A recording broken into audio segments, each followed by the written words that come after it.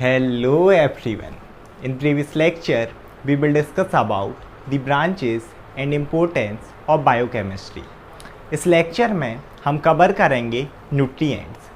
तो स्टार्ट करते हैं इंट्रोडक्शन से कि आखिर क्या होते हैं हमारे न्यूट्रिएंट्स। तो अगर इंट्रोडक्शन से स्टार्ट करें so nutrients are the substances which are required by the body for development, growth and normal functioning of the body. यानी कि न्यूट्रिएंट्स ऐसे सब्सटेंस हैं जो हमारी बॉडी की नॉर्मल फंक्शनिंग, यहाँ पर है ना, नॉर्मल फंक्शनिंग ऑफ बॉडी। हमारी नॉर्मल फंक्शनिंग अब क्या है? यही एनर्जी प्रोडक्शन करना। साथ ही साथ अब बॉडी की फंक्शनिंग मतलब सिस्टम की फंक्शनिंग, क्योंकि सबसे पहले सेल, सेल के बाद टिश्यू, ऑर्गन, सिस्टम, और सिस्टम से मिलकर बनी है बॉडी, है ना। किसी भी लिविंग की बॉडी हो, हम मेनली ह्यूमन की ले रहे हैं। तो नॉर्मल फंक्शनिंग बॉडी मतलब normal functioning of system, organ, tissue and cell. तो ऐसे वो न्यूट्रिएंट्स, ऐसे सब्सटेंस जो आपकी एक सेल की फंक्शनिंग के लिए, आपके एक टिश्यू की फंक्शनिंग के लिए, है ना, एक ऑर्गन जैसे हार्ट हो गया, फिर एक सिस्टम बनेगा हार्ट और ब्लड वेसल से मिलकर। फिर जब वो पूरे सिस्टम अच्छे से फंक्शन करेंगे तभी आपकी बॉडी प्रॉपरली फंक्शन करेगी। तो इन सब्सटेंस को हम बोलते हैं न्यूट्रिएंट्स, जो आपकी पूरी बॉडी की नॉर्मल फंक्शनिंग के लिए नेसेसरी है। क्योंकि अगर ये सब्सटेंस ही नहीं रहेंगे तो प्रोडक्शन ऑफ एनर्जी ही नहीं होगा, और प्रोडक्शन ऑफ एनर्जी नहीं होगा, सेल की फंक्शनिंग बिगड़ेगी, सेल की बिगड़ी फिर टिश्यू की, फिर किसी एक ऑर्गन की, फिर आपका अगर कोई एक सिस्टम बैठ गया, हार्ट ही बैठ गया कि मुझे नहीं धड़कना, फिर अपन धड़क नहीं पाएंगे, क्योंकि जहाँ हार्ट रुका हमारी बॉडी रुक गई। सेम एस ब्रेन बोल दे हमें काम नहीं करना, ब्रेन रुका तो आप जिंदा तो रहोगे लेकिन वो कॉमा वाली स्थिति, कुछ पता नहीं चल रहा है, ऐसे खड़े हैं, तो ये वाले हाल हो जाएंगे। तो ऐसे सब्सटेंस जो पूरी बॉडी की फंक्शनिंग के लिए नेसेसरी है, न्यूट्रिएंट्स। साथ ही साथ फंक्शनिंग के साथ ये आपकी जनरल ग्रोथ एंड डेवलपमेंट के लिए भी नेसेसरी। कैसे ग्रोथ हो रही है ना भाई, फ्रॉम बेबी टू बेबी, छोटे से लेके बड़े तक का सफ़र, ग्रोथ। दूसरी चीज़ डेवलपमेंट, है ना, ग्रोथ के साथ साथ डेवलपमेंट। अब डेवलपमेंट कैसा? एक तो फिजिकल हो रहा कि हमारी फिजिकल ग्रोथ हो रही है, साथ ही साथ मेंटल जो डेवलपमेंट है ना वो भी नेसेसरी है।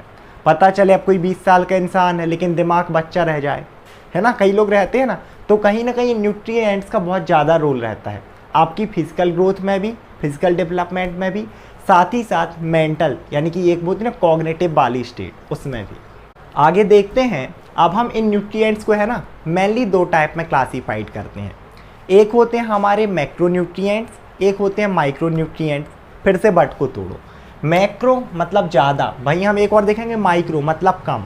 तो एक्चुअल में जो हमने मैक्रो और माइक्रो जो क्लासीफाइड किया ना, एक किया है डिपेंडिंग अपॉन नीड। ऐसे सब्सटेंस जिनकी हमारी बॉडी में बहुत ही ज़्यादा नीड होती है, ज़्यादा अमाउंट में नीड होती है, उन्हें हमने बोला है मैक्रो न्यूट्रिएंट्स। और ऐसे सब्सटेंस, है ना, ऐसे न्यूट्रिएंट्स जिनकी हमारी बॉडी में इनके कंपेरिजन में कम अमाउंट में हम बोलते हैं कि नीड होती है, ज़रूरत होती है, उन्हें हम बोलते हैं माइक्रो न्यूट्रिएंट्स। तो मैक्रो न्यूट्रिएंट्स से स्टार्ट करते हैं। जैसे कि मैंने बता ही दिया, these are the nutrients which are required in the large amount, इन्हें हम बोलते हैं मैक्रो न्यूट्रिएंट्स। अब एक 3-4 इनके अंदर बहुत सारे आते हैं, हम सिर्फ इम्पोर्टेंट को पढ़ेंगे। जैसे सबसे पहले हैं हमारे कार्ब्स, या फिर आप बोल सकते हो कार्बोहाइड्रेट। जैसे मैंने पहले ही बताया पिछले के लेक्चर में, आप जो भी फूड खाते हो, रोटी हो, दाल हो, चावल हो, फ्रूट्स हो, कुछ भी हो, मोस्टली जितने भी फूड प्रोडक्ट हैं उनमें कार्बोहाइड्रेट होता ही है। अब एक्चुअल में कार्बोहाइड्रेट क्या है, लिपिड क्या है, वैसे तो हम इन्हें डिटेल में आगे पढ़ेंगे, बट इनमें सिर्फ हम इनके जनरल इंट्रोडक्शन लेंगे। तो कार्बोहाइड्रेट क्या होते हैं? They are compost of carbon, hydrogen and oxygen, 3 चीज़ों से मिलकर बने होते हैं। और साथ ही साथ they are the cheap source of energy. हमारी बॉडी का जो सबसे ज़्यादा एनर्जी प्रोडक्शन है ना, वो होता है कार्बोहाइड्रेट के थ्रू। सबसे ज़्यादा हमारी बॉडी कार्बोहाइड्रेट को ही यूटिलाइज करती है। आपने खाना खाया, कोई भी फूड खाया, आपको कार्बोहाइड्रेट मिला, बॉडी तुरंत ही उस कार्बोहाइड्रेट को किस चीज़ के लिए यूज़ कर लेती है? For the production of energy. और आपके 1 ग्राम कार्बोहाइड्रेट में 4 कैलोरी से एनर्जी प्रोड्यूस होती है। हर 1 ग्राम जो कार्बोहाइड्रेट होता है ना, वो आपको कितनी एनर्जी देता है? 4 कैलोरीज। साथ ही साथ और हमें कितनी, एक दिन में अगर एक कोई नॉर्मल एडल्ट ह्यूमन है ना, तो उसे कितनी ज़रूरत रहती है? 2500 कैलोरीज की, है ना, 2500 कैलोरीज रिक्वायरमेंट होती है एनर्जी की डेली। इसके बाद आगे देखते हैं सोर्सेज ऑफ कार्बोहाइड्रेट। क्या आखिर आपको कार्बोहाइड्रेट कहाँ कहाँ से मिल सकते हैं?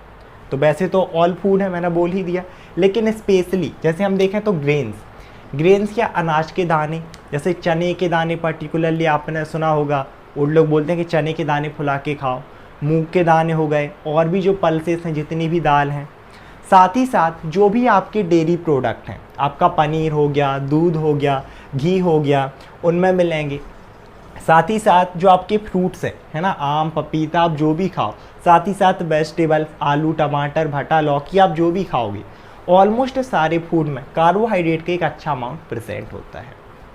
आगे देखते हैं हमारा second macronutrients, that's are lipids. अब लिपिड्स को सीधे आप बोल दो फैट। मैंने पहले बताया कि बॉडी ऑफ फैट स्टोरेज। अब ये भी क्या होगा, ये भी इन्हीं तीन चीज़ तो इसमें रहेंगी, कार्बन हाइड्रोजन ऑक्सीजन, इन तीन चीज़ों से मिलकर तो बना रहेगा, कार्बन हाइड्रोजन ऑक्सीजन। एक और चीज़ इसमें एडिशनल ऐड होती है, दैट इज नाइट्रोजन। तो lipids are composed of carbon hydrogen oxygen and nitrogen. और इनका भी अगर हम अपनी बॉडी में काम देखें ना, तो इनका भी काम रहता है एनर्जी प्रोडक्शन का। लेकिन जो सबसे ज़्यादा एनर्जी हो रही है, चीप सोर्स हम कार्बोहाइड्रेट किस लिए बोल रहे हैं, क्योंकि हमारी बॉडी सबसे ज़्यादा इसे ही यूटिलाइज करती है। फैट के जो फॉर्म में एनर्जी होती है वो हमारी बॉडी में स्टोर रहती है।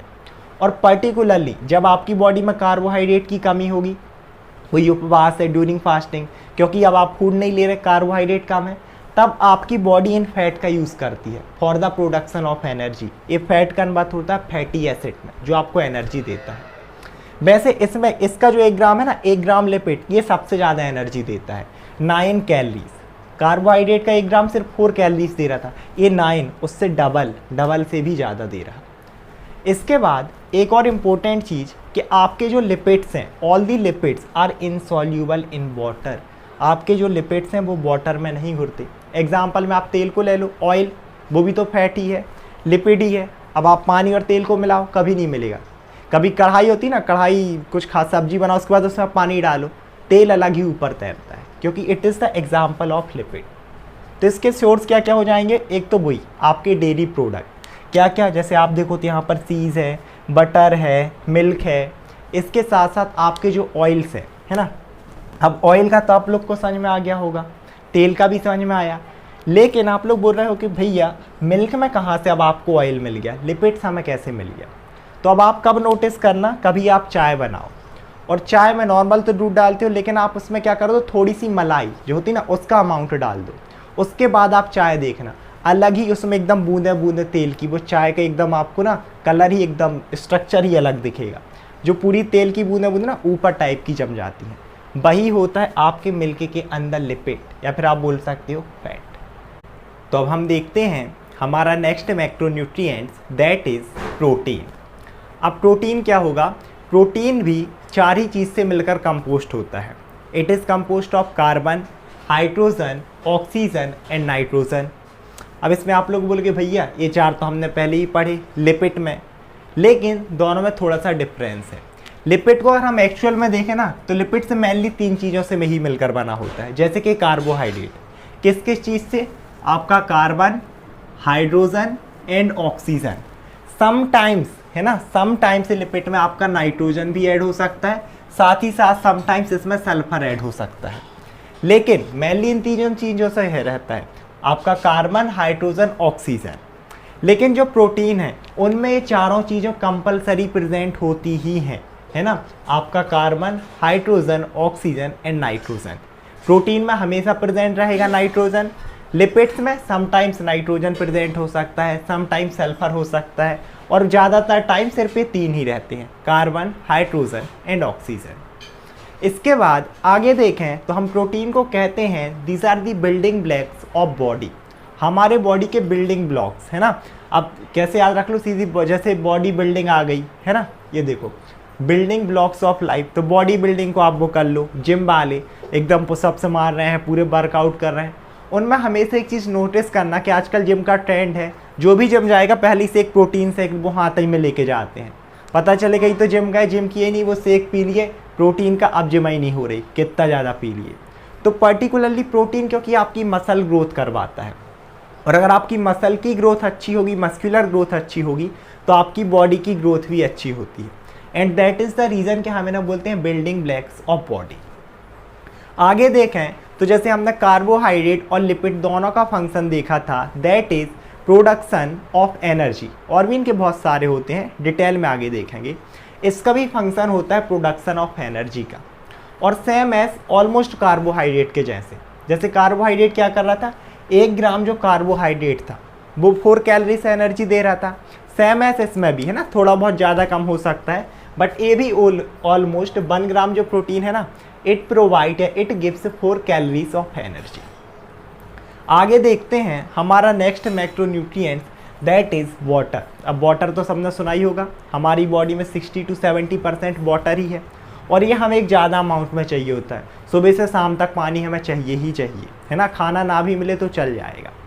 तो इसे भी हम कंसीडर करते हैं कि ये किस में आता है, मैक्रोन्यूट्रिएंट्स में। और वाटर किस किस से मिलकर बना होगा, फॉर्मूला निकाल लो वाटर का, H2O। H2 मीन्स हाइड्रोजन और O फॉर ऑक्सीजन।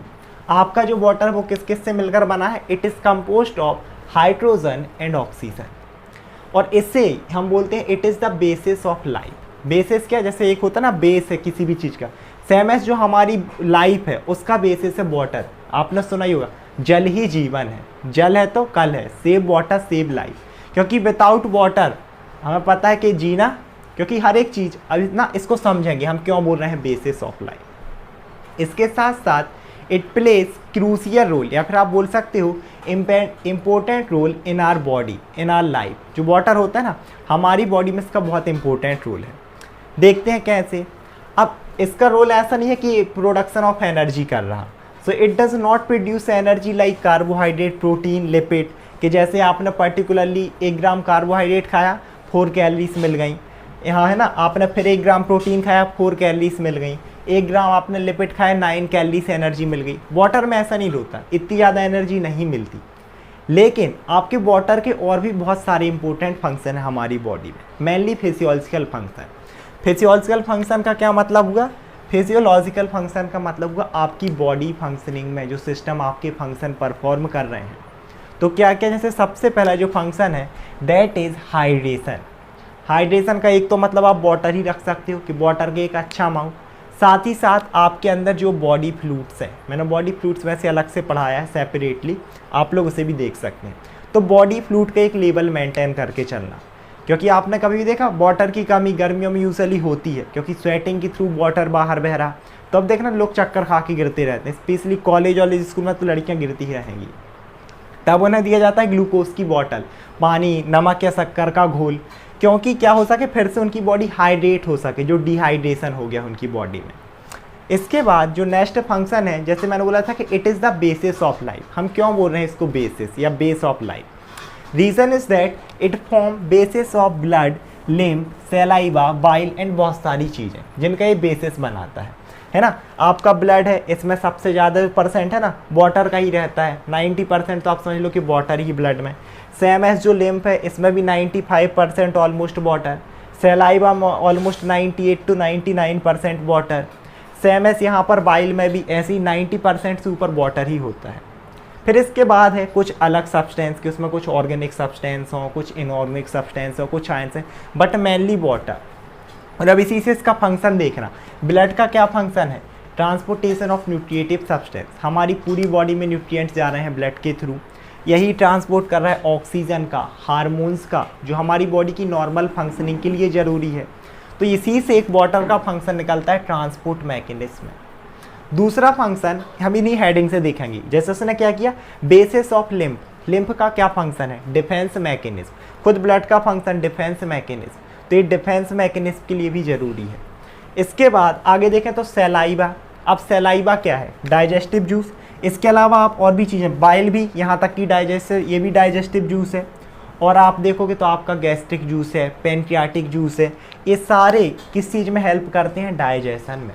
क्योंकि डाइजेशन है ना, प्रोटीन का डाइजेशन हो रहा, इन्हीं कार्बोहाइड्रेट का, ये सारी चीज़ हेल्प करती हैं डाइजेशन में। इसके साथ साथ एक चीज़ और है, दैट इज़ टेम्परेचर रेगुलेशन। तो ये भी ब्लड का फंक्शन ही है। मैंने बताया था कि पर्टिकुलरली जो ब्लड का फ्लो है वो हमारी बॉडी में एक होम्योस्टेसिस मेंटेन करके रखता है, कि हमारी बॉडी का जो टेम्परेचर है ना दैट इज़ 37 डिग्री सेल्सियस। तो वो इतना ही रहे, ना इससे बहुत ज़्यादा हो ना कम हो, थोड़ी बहुत वेरिएशंस हो सकते हैं अकॉर्डिंग टू सिचुएशन। अब हम देखते हैं हमारे न्यूट्रिएंट्स का second type, that is micro nutrients. तो जैसे कि बट का नेम ही सेल्फ एक्सप्लेनेटरी है, माइक्रो मीन्स होता है स्मॉल या सूक्ष्म, सबसे बढ़िया माइक्रोस्कोप सूक्ष्मदर्शी, है ना। तो ऐसे न्यूट्रिएंट्स जो कि हमारी बॉडी में सूक्ष्म मात्रा में हमें चाहिए, है ना, which are needed in the smaller amount, उन्हें हम बोलते हैं माइक्रो न्यूट्रिएंट्स, है ना। जनरली हम इन्हें मिलीग्राम में मेजर करेंगे। अब सोचो ग्राम कितना छोटा है तो मिलीग्राम कितना कम होगा। तो ये हमारी बॉडी में लिटिल अमाउंट में नीडेड होते हैं।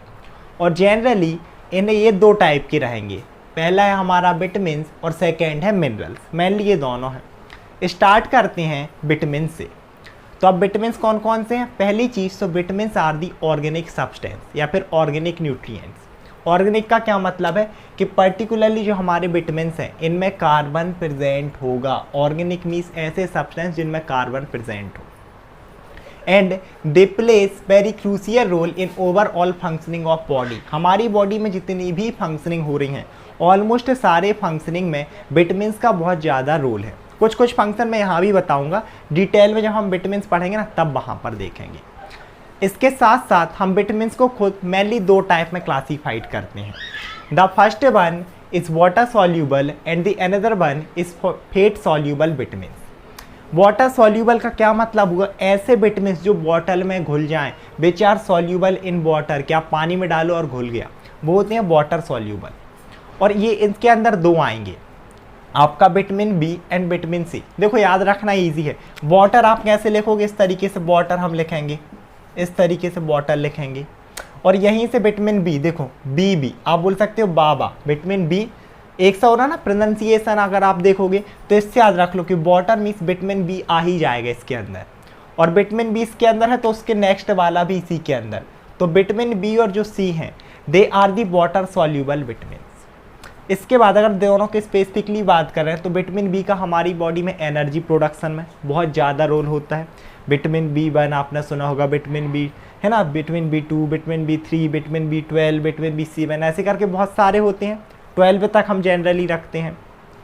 अब इसीलिए एनर्जी प्रोडक्शन में आप कभी भी देखना, अगर आपको वीकनेस हो और पर्टिकुलरली आपको कोई टॉनिक दे डॉक्टर, उसमें वैसे देखना विटामिन बी कॉम्प्लेक्स करके लिखा होता है, क्योंकि पर्टिकुलरली एनर्जी प्रोडक्शन में बहुत इंपॉर्टेंट रोल प्ले करते हैं। साथ ही साथ प्रोडक्शन ऑफ आपकी प्रोडक्शन ऑफ आरबीसी, इसे आप लिख सकते हो erythropoiesis process, means process of formation of RBC. और उसी में मैंने फैक्टर बताए थे, कुछ फैक्टर। एरेथ्रोपोइसिस खुद अपने आप में बहुत इंपॉर्टेंट है, आप वो वाली वीडियो देख सकते हो।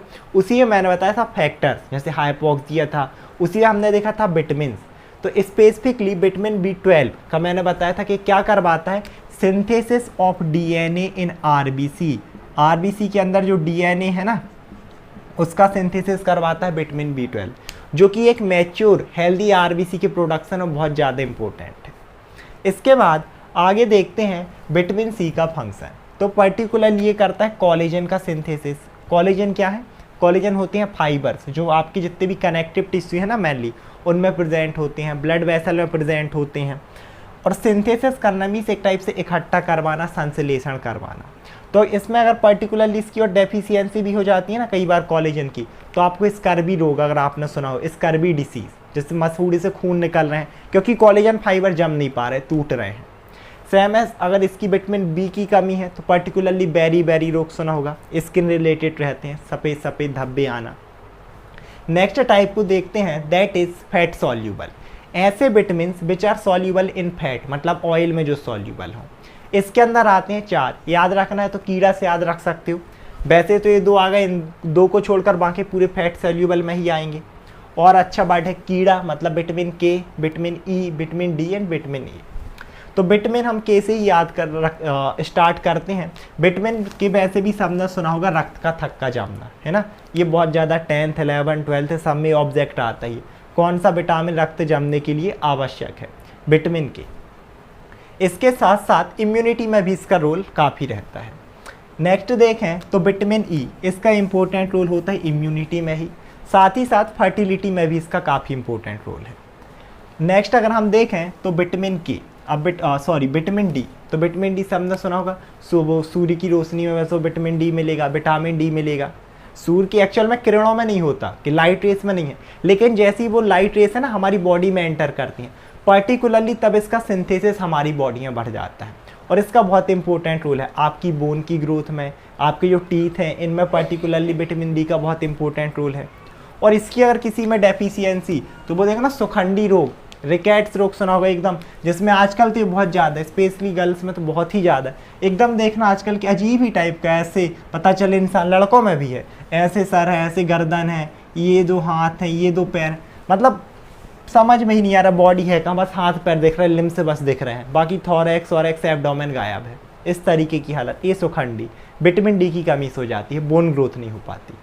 साथ ही साथ वो टीथ के साथ भी है कि दांत ही टूट रहे हैं, तो आप में विटामिन डी की कमी है। जो हमारा एक और है दैट इज़ विटामिन ए, और इसका काम रहता है आप पर्टिकुलरली रेटिनॉल, अगर इसका साइंटिफिक हम नाम देखें ना, रेटिनॉल होता है। तो ये आपकी जो रेटिना, आप आँख से याद रख लो, जो आपकी विजुअल प्रोसेस है ना उसमें बहुत हेल्प करता है, विज़न में। तो अगर इसमें कोई दिक्कत है तो फिर आपको होती है रतौंधी, जैसे आप बोलते हो नाइट ब्लाइंडनेस। आप बोलोगे सर रात में तो वैसे ही नहीं दिखता, लेकिन रात में हमें ये तो समझ में आता कि सामने एक कार खड़ी है या कुछ भी है, जिनको रतौंधी उन्हें समझ में ही नहीं आता, खड़े भिड़ जाते हैं कार से। अब हम देखते हैं हमारा next micro nutrients that is minerals. तो मिनरल वाटर सुना होगा, जिसमें पर्टिकुलरली मिनरल्स का अमाउंट अच्छा हो। अभी आपके सोडियम, पोटेशियम, कैल्शियम, ये वो सारे मिनरल्स हैं।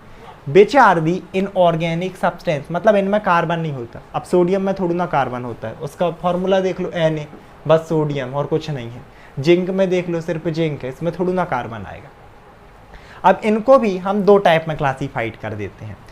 इस केस में देखो, पहले तो हमने न्यूट्रिएंट्स को दो टाइप में क्लासीफाइड किया था, अकॉर्डिंग टू नीड, जिसकी ज़्यादा मैक्रो, जिसकी कम माइक्रो। सेम एज ये मिनरल्स भी कुछ ऐसे मिनरल्स हैं जिनका अमाउंट हमें ज़्यादा चाहिए। किससे ज़्यादा? 100 ग्राम से ऊपर चाहिए, उन्हें हम बोलते हैं मैक्रो मिनरल्स, जिनका अमाउंट कितना हो 100 मिलीग्राम पर डे से ज़्यादा। मतलब आपको दिन में 100 मिलीग्राम से ज़्यादा चाहिए, है ना। 200 मिलीग्राम हो सकता है, 300 मिलीग्राम, कुछ तो ऐसे होते हैं जैसे कैल्शियम, जो कि आपको 1000 मिलीग्राम, है ना, रिक्वायरमेंट होती है, 1000 मिलीग्राम पर डे आप बोल सकते हो। ऐसे करके तो जो भी 100 मिलीग्राम से ज़्यादा चाहिए, मैक्रो मिनरल्स जैसे कि कैल्शियम है, मैग्नीशियम, सोडियम, पोटेशियम और भी बहुत सारे। एक हैं आपके ट्रेस मिनरल्स, आप माइक्रो भी बोल सकते हो, जिनकी आपको बहुत ही स्मॉल अमाउंट में, जो कि कितने नीडेड हैं, 100 मिलीग्राम से कम, only few milligram per day. जैसे कि आपका जिंक हो गया, आयोडीन हो गया, ये जो सारी चीज़ें ना, जिंक है, आयोडीन है, आयरन है, ये सारी चीज़ें लिटिल अमाउंट में लगती हैं, 100 मिलीग्राम से कम रहता है इनका अमाउंट पर डे के लिए। इस वीडियो में इतना ही, इनको हम सेपरेटली बहुत अच्छे से कवर करेंगे। आई होप आप लोग वीडियो समझ में आया होगा। Thank you so much everyone.